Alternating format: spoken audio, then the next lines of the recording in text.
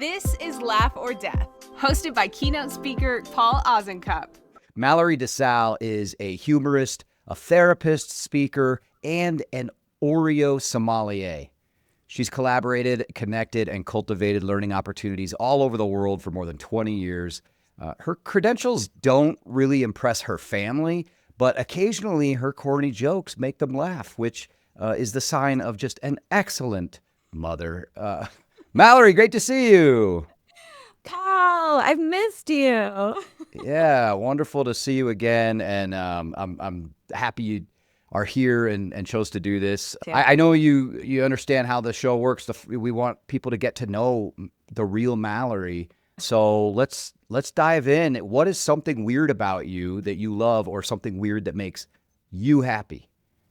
Oh, gosh. Well, I already kind of blew that one by telling people I'm an Oreo sommelier, but let me explain it. Yeah, Oreo freak is the, Freak. I mean, I have never known someone that loves Oreos as much as this woman. So yeah, please Legit. divulge. I am obsessed. It's the first aisle I go down in every store, Paul, is the cookie aisle, because that way I can see if they have a flavor that I haven't tried before. I'm about at 150 flavors now that I've tried from the whole world of Oreo. And truth be told, I have a pickle flavored Oreo waiting at home for me. I haven't tried yet. I'm going to try it with my daughter. But I'm a sommelier. I'm not a binge eater, because sommeliers have to spit things out on occasion, and I definitely have to spit things out when I taste Oreos. They're not all worth. Have there been some flavors that you were like, ooh, that was a rough one? Oh, yeah. Buffalo chicken. Yeah, that didn't even make it down the gullet. Like, that was Really? Mm-mm. I bet I could crush an entire package of buffalo chicken Oreos, man. That sounds good. It tastes like dog food. So we're going to have a conversation about that later, Really? Paul. Oh, It wow. was so Okay. bad. And wasabi was the other one that I just couldn't get past it. And those were both from Asia, but the American flavor that made me sort of need to do like a full mouthwash was the turkey dinner around Thanksgiving. Yeah. Turkey dinner Oreos. Yeah. Yes. Yeah. Was it like, how like when you do the thing and there's the cream in the middle, was it stuffing in the middle? Like you do the thing, it's just full of stuffing? Well, this one was like a fudge cover that tasted like turkey, but it made me know that I am not the worst cook in the whole wide world. Like, whose That turkey? was way worse than my turkey dinner. God, whose turkey is like this? Oh my God. I didn't even know they it's had bad. that wild of flavors. Yes. Oh man. Yes. What's okay? So that we can do Oreo some justice. What are your favorite crazy flavors of Oreos? Yes. Yes. Okay. So let's just talk like legit favorite flavors. American mint cream. I could live on it. Yeah, I could live on it. My breath is good on them. Yeah. My dentist doesn't like it, but I love it. Dentists, that's their job. You know what I mean? It is their job. We do too much work. There's two types of employment that I feel like we do too much work for them. We clean our houses before a house cleaner comes over. Yes. We clean our teeth before we go get our teeth cleaned. Yes. Like I think I think it's time to just normalize just taking a bite out of a shallot and down in a pack of Oreos before you go to the dentist and Get say, in hey, there. let's earn your job, buddy. Earn the money. That copay doesn't just get given to you. Yeah, no, I agree. It's like the self-checkout of dentistry. That's not fair. Exactly. What's the deal? Okay. Yeah. So mint cream. That's Yep. the tops. All right. And I would say like internationally, a lot of the chocolate flavors are lovely. I had this Brazilian chocolate flavor that was delightful. Ooh. And out of the Asian flavors that are just super interesting, I would say the rose water was the most interesting to me. Yeah, rose water. Like, does it taste like roses? Like soap? Yeah, it tastes like soap. Like, I felt like I just cursed at my grandma, but still I was like, oh, my grandma, Mallori Catherine DeSalle, you wash your mouth out with these rose soap Oreos right away. Oh, grandma, I'm so sorry. Get me milk, right? Like, That's funny. comforting. Yeah. Oh, man. Oh, well, cool. So I was really excited to have you on the podcast. So Mallori and I know each other from the Association for Applied and Therapeutic Humor. So because we just haven't talked in a long time or got to see each other in a long time. So it's just cool to connect and see you. also because to me, you are such a breath of fresh air. You're like a certified addictions counselor. Is that right? And Yep. Yep. mental health Yep. counselor. Yeah. Yeah, I'm a licensed mental health counselor. I'm certifiable occasionally, but I have been in the treatment and the recovery and the prevention field for a really long time. But I love being silly and bringing humor into those conversations. Yeah, that's the thing. So you've got this serious work that you do. You're really also into humor and therapeutic humor. You balance all of that also with being a mom. So I'm curious for you, like what right now as you're kind of going through life, you all of those things going on. How do you what's the balance for you in terms of where you focus? Is it like, okay, I've really right now need to focus on more professional development and learning my craft more, or like, hey, I really want to get better at using humor, and then it's also like I'm a professional woman and I'm trying to be silly, and kids hate that, and I'm a mom too. So Yeah, it's really interesting because I no longer can distinguish between my professional development and counseling skills and my improv practice, because counseling feels like an opportunity to practice improv all the time. I'm constantly, if I'm listening to someone about mental health, I am saying yes and I may not always be saying yes and for a punchline. I'm always saying yes and because I got your back. That's one of the right. biggest improv rules is whatever you say, I'm going to go with it. And then that curiosity that comes with improv is something that is essential in clinical work. But also, when I introduce myself, I tell people I'm a certified humor professional. And then I say, but I wish the credentials were LOL because I'd be way funnier. And Oh, we should think of some cool right? credentials. Yeah. Like, why are we not doing that? Plus, I need more vowels in my credentials so I can make more anagrams. I want to use more words There with you my, go. I just have too many like C's. But I also remind people that I'm not just a professional, I'm a person first, and I'm someone who lives with depression and anxiety. And one of the ways that I manage my own mental health is with humor. Hmm. And so I want to normalize that you don't just have to go to counseling. You don't just have to use pharmacological interventions, both of which I use. But also, I get my serotonin for free, y'all. I just laugh. And that helps me in the moments when I can't do those professional exchanges and interventions. And I want to pass that on to the people around me. Mental health is not something that requires going out and getting serious help, but sometimes there's serious resources in humor that can make a significant impact. Oh, absolutely. And something you said too about kind of the improv comedy frame of mind.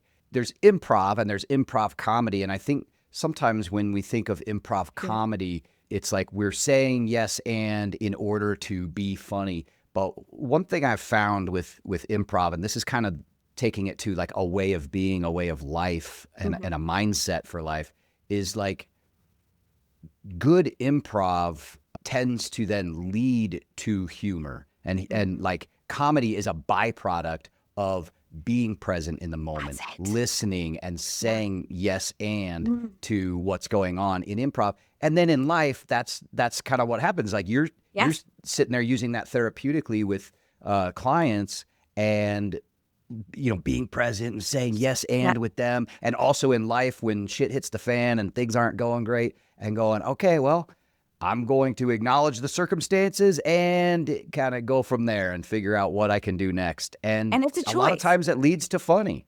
Yeah, absolutely. And I'm going to go in. I'm going to just dive in here, Paul, and tell you that recently I had a really unfunny thing happen, and it is that I was diagnosed with breast cancer. That sucks. Uh, and Yeah. I can't change that. And what I have decided to do is look for the absurd moments in my breast cancer treatment that make me laugh so that I can manage the experience. And one of the funny things that some women experience is changes in our bodies that we are unexpected to experience when being treated for cancer. Now, first of all, just shout out to all the ladies out there in the C Club. Hey, girls. But I chose to have a double mastectomy. And I felt like it was kind of like when you have a hailstorm and then insurance gives you a new roof. I was like, yes, I get to have a new roof. This is so exciting to me because I've Well, in never this case, been it's a roof rack. That's a roof rack. Exactly. But you get to pick out your tiles, your new shingles, and I got to pick out my new shingles. That's And funny.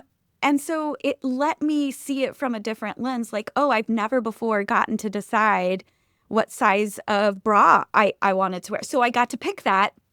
And then when I started getting reconstruction, Paul, uh, one of my twins was pointed this way. And I thought, great, I turn left all the time. I'm so good at turning left. I already have the blinkers going. Yeah, It's great. exactly. It's like I don't even have to use the bicycle symbol. I already got the blinkers. It's Wait, easy. so are you gonna have them go for symmetry then, or are you gonna be like, no, I want to keep the natural left curve? Look, these are sisters, not twins, okay? Sisters.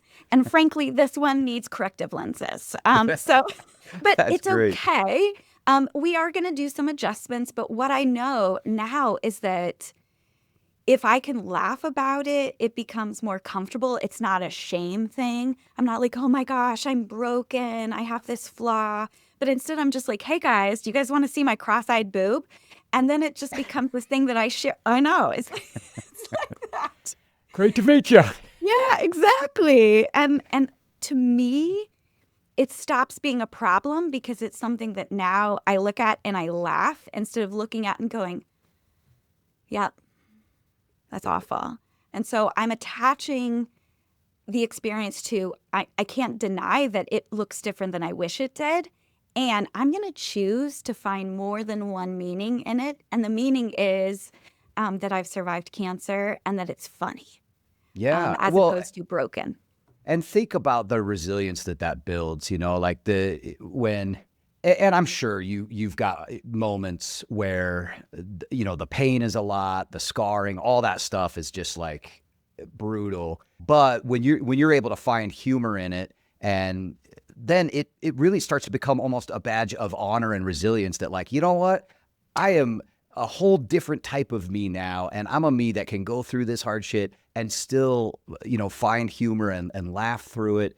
There's a It's great so true. kintsukuroi bowls that these Japanese bowls that break, and then they put them back together with gold because they're like, well, these aren't broken. They're just new pieces of art, and where the broken pieces are is like this gold kind of gluing it together.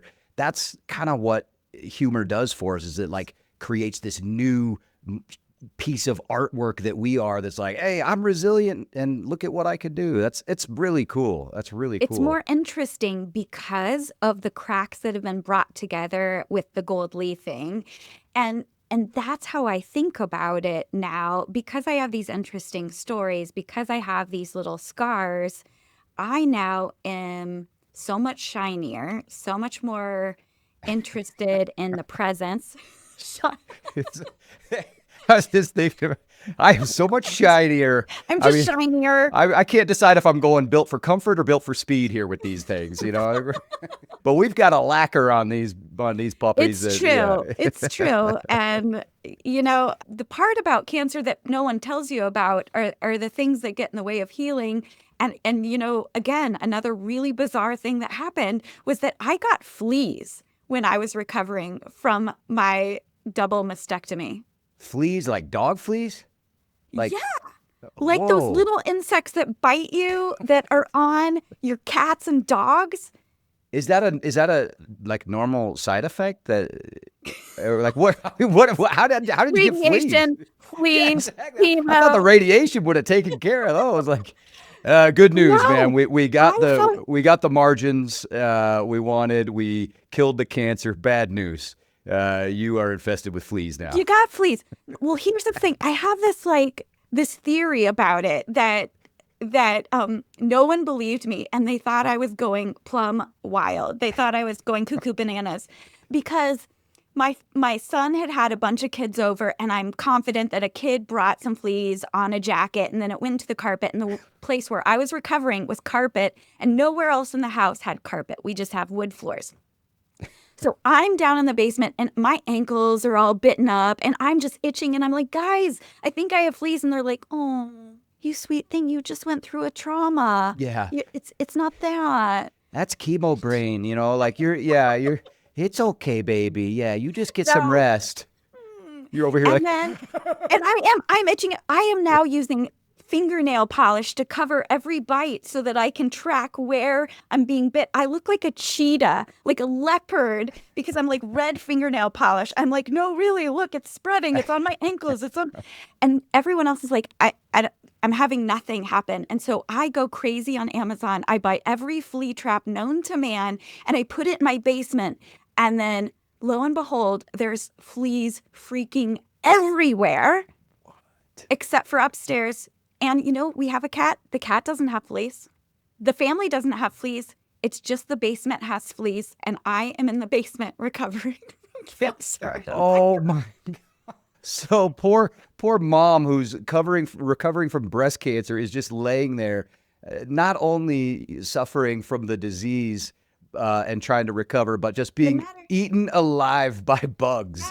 Yeah. And so I'm telling you, the worst part was not the double mastectomy. It was the fleas. Oh, that would have been... It was so weird. That would have been rough. But I figured it out. It's because of the Dilaudid that they gave me during my surgery. So, like, once the first flea bit me, he was like, dude, this is amazing. Yeah, exactly. He went and told his friends, like, you guys got to try this bar up the road. This chick is killing it, and you are going to love what her skin's got. So I told no Dilaudid, no one, because you're just going to get fleas, and it's just going to take longer to heal. So or if you have to have it, just ask him for a Dilaudid instead of a Dilaudid. Not a Dilaudid. Right. Yeah, that was stupid. Yeah. But take all the carpet out before you recover from cancer. These are just little tips for people. Well, I'm curious. So you are recovering. You're being eaten alive by fleas. Like, how do you feel like you handled that? Were you like, I just feel like women are better at this stuff. Because I would have absolutely been insufferable piece of crap. If that, I would have been like, oh my God, my life, I gotta move, and I would have been hysterical. But I gotta imagine that you kind of rolled with it. Yeah, I mean, it just felt like, you gotta be kidding me, really? But I just kept saying, but you're getting a new roof. You're kidding me. Yeah, that's right. Yeah, it's all gonna be worth it. Wait this till my roof rack is delivered. So good, Don't worry. Someday you're gonna have the chest of your dreams, and it's all gonna be fine. And it just, I don't know. It felt like it was gonna be okay because they caught it early. Honestly, they caught it early. I took care of it swiftly. I trusted my community, and everyone knew that there was something ridiculous about all of this, that we could laugh and support each other. And occasionally laughter led to crying, but it always had to circle back to, I had to choose how I was going to respond to it. That's why I ate the Thanksgiving dinner Oreo, honestly, because I was down in my sadness, and I knew that in order for me to feel better, I had to do something ridiculous, and I was somewhat, like my range of motion, like, wasn't very good. So I was like, well, I can at least eat a disgusting Oreo, and that'll make me feel better.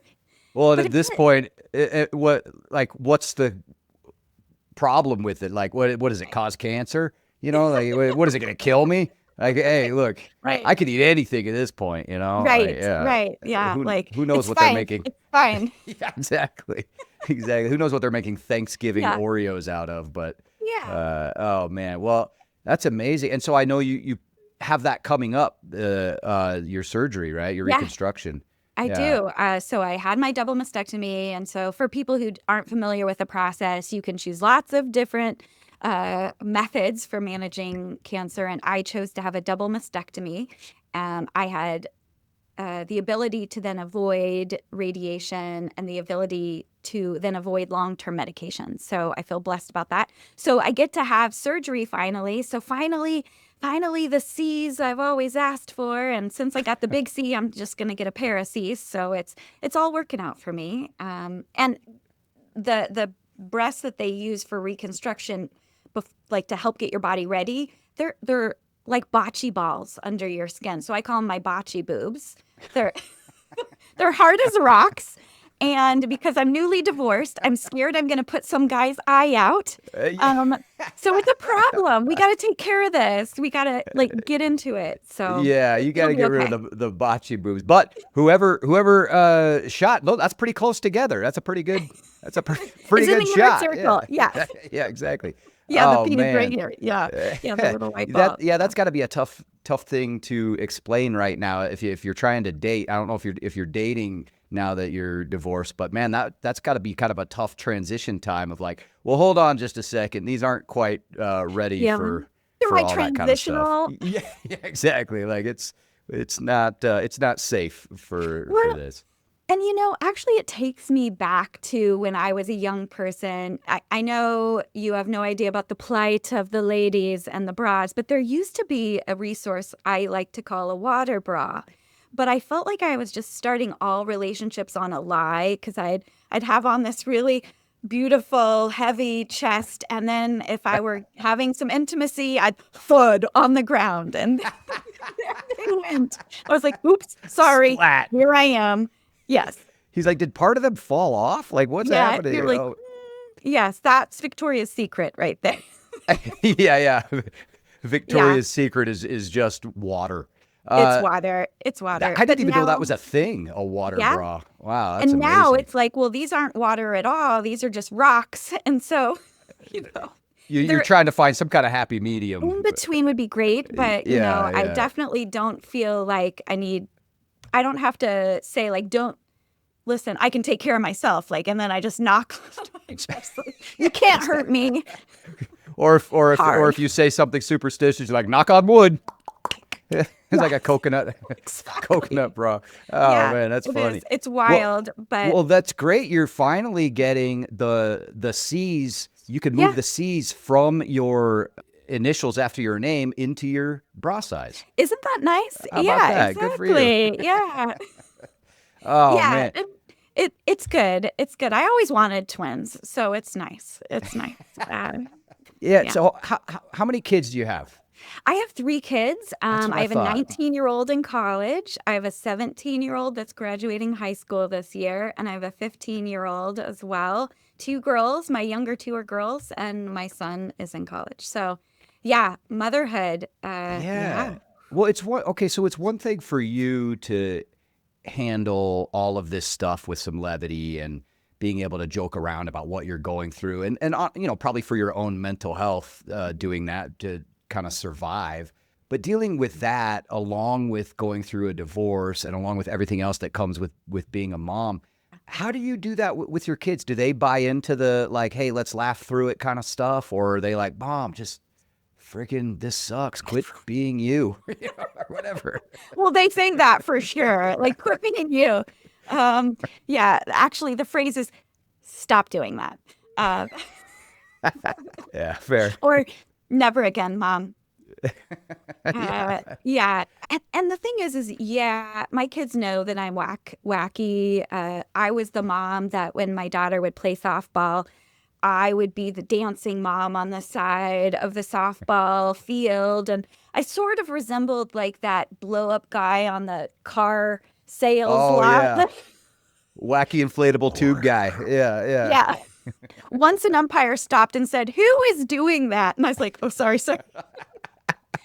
Oh man, that could be a good Saturday Night Live sketch. I think like just the over gregarious mom on the side, like, what? Yeah. I mean, I have a bit of a reputation with being that mom, but laughing through it, actually, it's helped me to know how well my kids are doing. There was a time when my son was expressing some concerns about his own mental health, and he and I would exchange memes, and the memes were really dark. Mm-hmm. And I wouldn't always find them funny, Paul. I would see it and I would get worried. And that was an indication to me that the humor was dark, and dark humor, although it still relieves some of that tension and stress, it doesn't last as long. And sometimes that gallows humor can also indicate some areas where some stress lies. Yeah. And when he came to me and expressed the desire to get some help, the very next day he sent me a different meme. And it was positive and joyful. And it was like the picture of a little kid on a big wheel driving away from police officers. I don't know if you've ever seen that meme. And he wrote, like, I'm never going back to depression. And I just that's laughed. cute. And I thought, that's how I know it's going to be okay. And so humor has helped me measure how good we are. If I'm joking with kids, we're usually in a good place relationally. If we're being real serious together, then I have to intentionally choose to find something funny, because I can very easily, in my motherness, fall into the seriousness. Like, as a professional, I can put, I'm working now. But as a mom, that crap don't stop. Like, you get serious because this feels like this is real. This is not, I'm not Yeah. getting paid for this. This is my everything. And it's a real conscious decision to take off the, okay, Mallory, you don't have to take this so seriously. How about you go laugh? How about you be silly? And so really, I know I'm doing a good job when we're laughing. There's so much you said there, Mallory, that, so for one, the memes with your son, the dark humor memes when he was, not doing as great. And so you would send some dark humor memes back and like play along with him? I would like emoji, like ha ha Yeah. ha kind of thing. I Yeah. wouldn't say like, whoa, Or, what's up? But in my head, I would worry and stress, and yeah. I'd just like thumbs up. But I wouldn't add to it because I But didn't I think that's like it. I think that's so great though, like that you're able to just kind of see and like, or really kind of hear and feel what he was feeling through his humor, and that instead of just judging it and being like, hey, this isn't appropriate or whatever, just being able to go like, this is how he's expressing himself. Because it's one thing like dark humor and being super isolated and not telling anybody, but the fact that he's sharing that stuff with you, even though it's kind of dark, that's really cool. I mean, that to me says like he feels safe, feels safe enough to share that stuff with you. And the fact that you were like, you would at least laugh along with him and be like, oh, okay, worries me a little bit, but I'm glad you're sharing this with me. That's Yeah, amazing. it's the measurement and the modality for trust. And so if we can keep exchanging it, we're going to get more trust. And then it was only after I kept saying, yep, I see what you're doing here. Okay, I'm smiling. That then he said, gosh, I'm really struggling, Mom. So he didn't have the words. He used the humor first, and then the words came later. And sometimes that's how humor can help before we even know we're coping. And as a mom, we have to be open to interpretation. What does this mean? How can this be funny for you? Right. And sometimes my son likes to push the boundaries on what's funny. He uses riskier humor to see if I can hack it, if I can keep up with him, or if I can take the reference to something that's a little risque or blue. Yeah. And usually I'm like, I'm uncomfortable. Yeah. Yeah. But he Great. knows. Yeah. Yeah.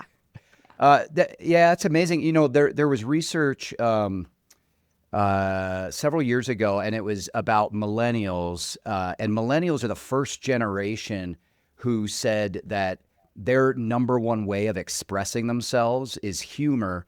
And they were the first generation to say humor instead of music.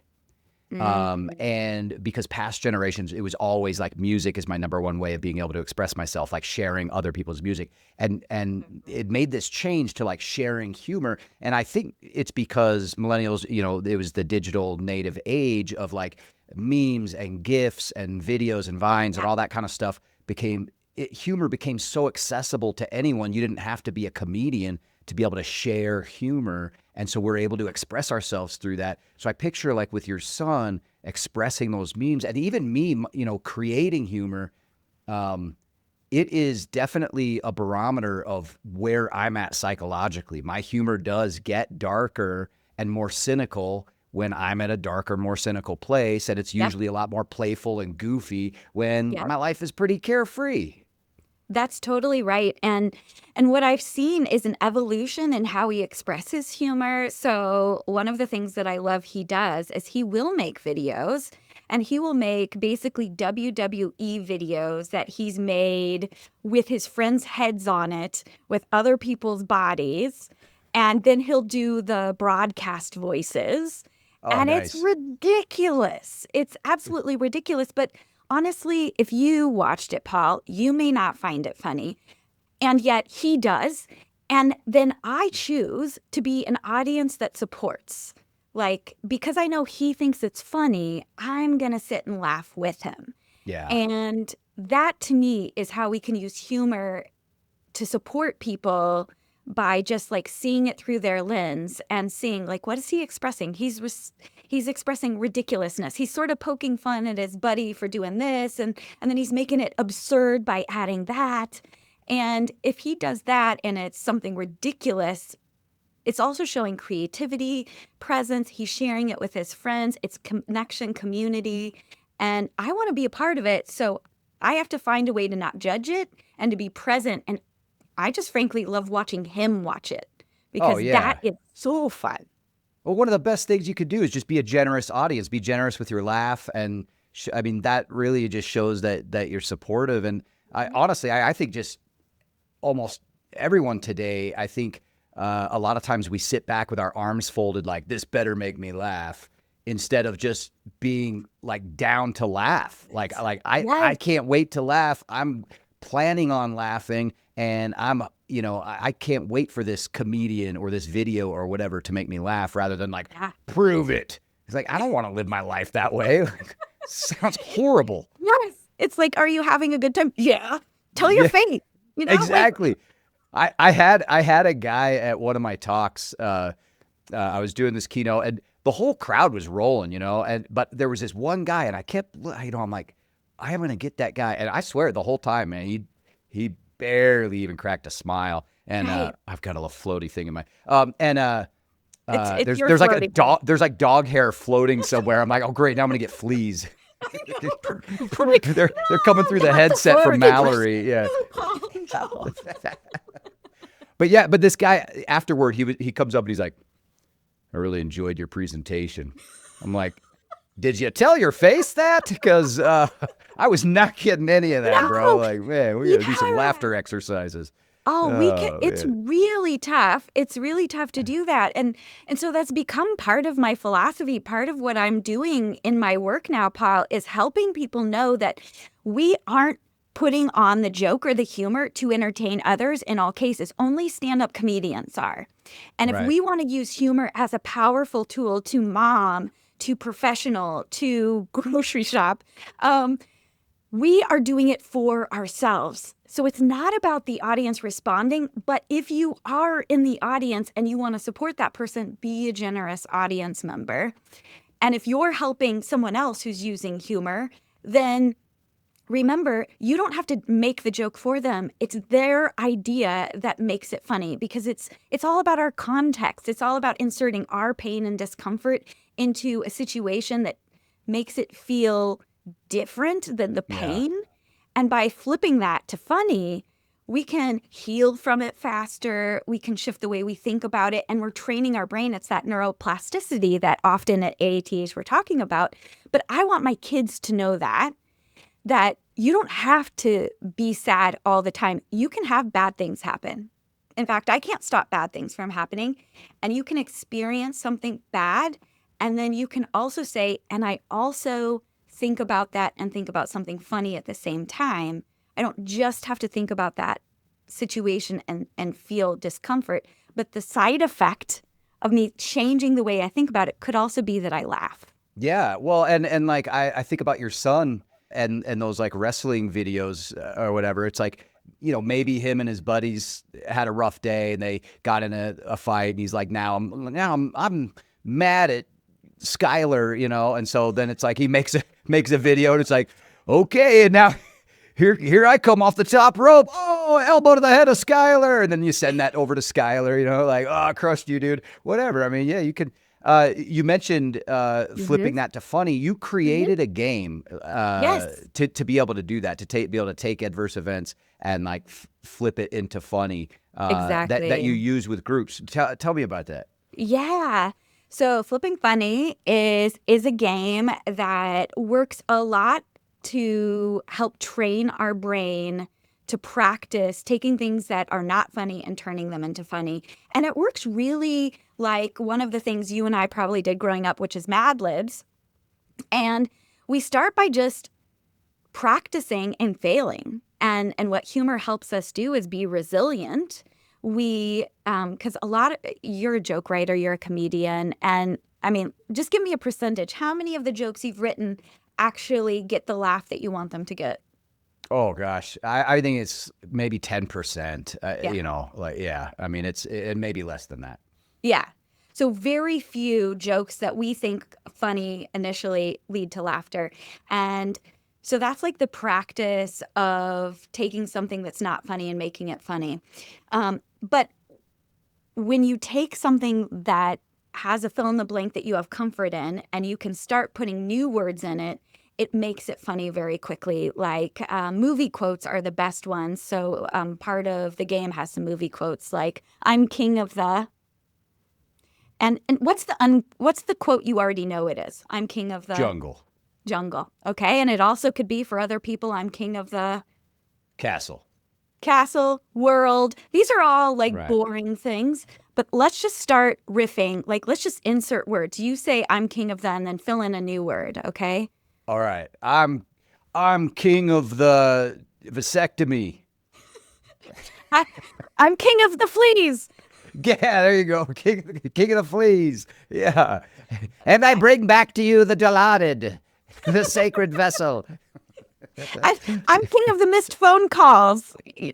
Right. I'm king of the biceps, bro.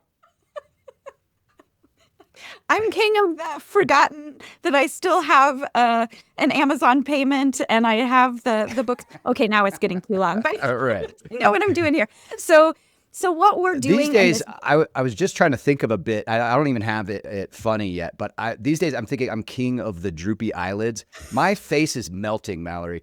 If I close my eyes and I do this, it like my eyelids can overtake my eyes to where I can't see out of them. So weird I'm king flex. I'm king of the floppy eyelids. And I'm still working on how I'm going to write a joke about this, but it is Especially because you getting can't see the brutal. paper. It's really Exactly.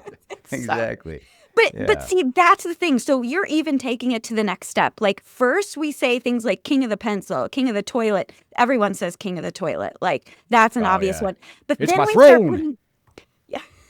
then we start putting in frustrations. And that eyelid thing is a great example because it clearly is something that bothers you and it's something that's starting to get in the way. And if you start inserting it in as a punchline instead of as a problem, then you start thinking about it in a way that is less frustration and it starts to be funny. And we're not trying to make you laugh all the time. We're trying to neutralize the emotions about it. Right. That helps us move forward. So you're not just feeling frustrated, you're not just laughing, but if you combine the two together and it's like, yeah, it just is. An acceptance that you are, by the way, exceptionally king of the droopy eyelids. His Royal Highness. Thank you. Yeah. Yes, Mr. Foreskin Eyelid. Great. Yeah. Good. Wonderful. Yeah, it really is 4-eye foreskins, eh? Yeah, exactly. I need to open a place for people like me who's like circumcised. That's the joke. That's yeah, the there joke. we go. There it Whoa, is, yeah, right? yeah. Yeah. That's but such a great method, though. I love it. Yeah, and so you can do that, and I tested the game with my children before anyone else. Oh, And that's awesome. it was so fun, and then I took it to a softball tournament and played it with the softball team in between games, and they said, "Are you going to tell our parents if we curse?" And I said, "No." I said, "This is a safe place." They're like, I'm king of the F word. That's right. And so really, that told me that if a kid can make it funny, anyone can make it funny. And if I can play it with my kids, then I can teach my kids a skill. And I want it to be a skill. So the game is for fun. It's to flip funny, but it also can be used therapeutically. So I have a deck of cards that says frustrations, and then the other cards just say funny. And so you can see who gets the biggest laughs if you're just sitting around on a Friday night. But you also, if you're a clinician or someone that's working with people who are really dealing with some hard stuff, you can use the frustration cards. And I also use them individually. So I could just sit there and go through them until I get myself a laugh. Like maybe I'm king of the world doesn't work it, but life is full of life is like a box full of eyelids, like that makes you laugh. But you just keep life going is till like you a laugh. box of fleas. You never know when you're going to get bit. That's right. Yeah. See? So the more you practice, the better you get. And the better you get, the better you feel. Let's eat beans with every meal. I don't know why that came out, but My mom used to say that. What is that? The beans, the magical fruit. Beans. The more you eat, the more you toot. The more you toot, the better you feel. Let's have beans for every meal. My mom used to say, and Really? she's from Iowa, yeah. So maybe it's like a Midwest thing. Yeah, Aw. it could be, but I just think that that's a funny mom, and that's what I want. I want my kids to be able to describe me as funny. Do you think they think you're funny? Do you think your kids think you're funny? Like for real? No. I think they think I laugh a lot. Yeah. And maybe they know that I'm funny because I'm not afraid to be ridiculous, but do they think I'm funny like joke telling? No, but I am not afraid to laugh at myself. And most of the time, the reason we're laughing has nothing to do with me telling jokes. It has everything to do with being present and finding the funny versus making and creating and crafting the funny. Yeah, and I'll bet they think you're fun. Fun. And that's halfway there to being funny. Yeah. More than halfway there. I just need an eye. Well, yeah, exactly.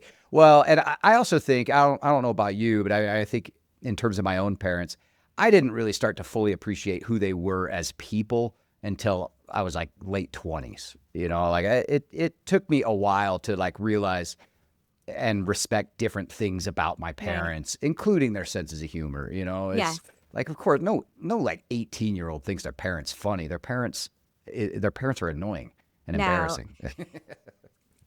And I think that's true. I will say my favorite thing that has ever made me laugh in public with my children is something I recommend to all parents to do. Is when you go to like a place like Pigeon Forge or Las Vegas or somewhere where they have those rides that take pictures of you, challenge your family members to the ugliest picture contest. And that is sure to lead to laugh.